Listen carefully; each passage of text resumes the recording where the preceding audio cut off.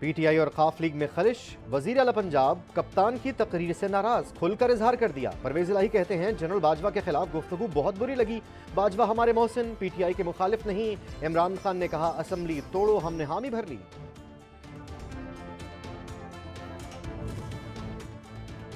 Punjab assembly की तहलील का मामला, वजीर आजम का नवाज शरीफ से लंदन में राब्ता, शहबाज शरीफ का वफाकी वज़रा को पीडीएम क़यादत से राब्तों का टास्क। लाहौर में नून लीग की बैठक सजेगी, असम्बलियों को बचाने समेत दीगर अमूर पर मशावरत होगी। तहरीक अदम एतमाद जमा कराने समेत दीगर आईनी और कानूनी अमूर पर गौर किया जाएगा।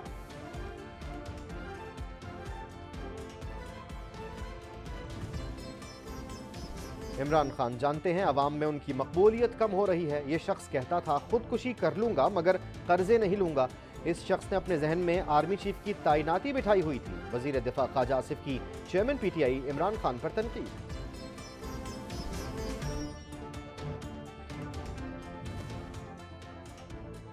तर्जुमान तहरीक इंसाफ फवाद चौधरी कहते हैं पीटीआई के साथ अवाम की ताकत, पीडीएम चूं चूं का मुरब्बा। हमने टेस्ट मैच को T20 में बदल दिया। हुकूमत अवाम के पास जाए और फैसला करवाए। अवाम बताते हैं आप सियासत कर सकते हैं या नहीं। घोड़ा और मैदान हाजिर, पीडीएम भागे नहीं, हमारे इस्तीफे मंजूर करे।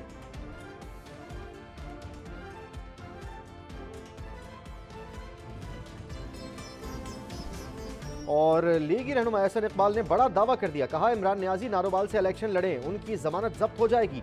4 साल सिर्फ झूठे मुकदमे बनाए और तोशाखाना का माल चोरी किया। चोरी पकड़ी गई तो चीखें निकल रही।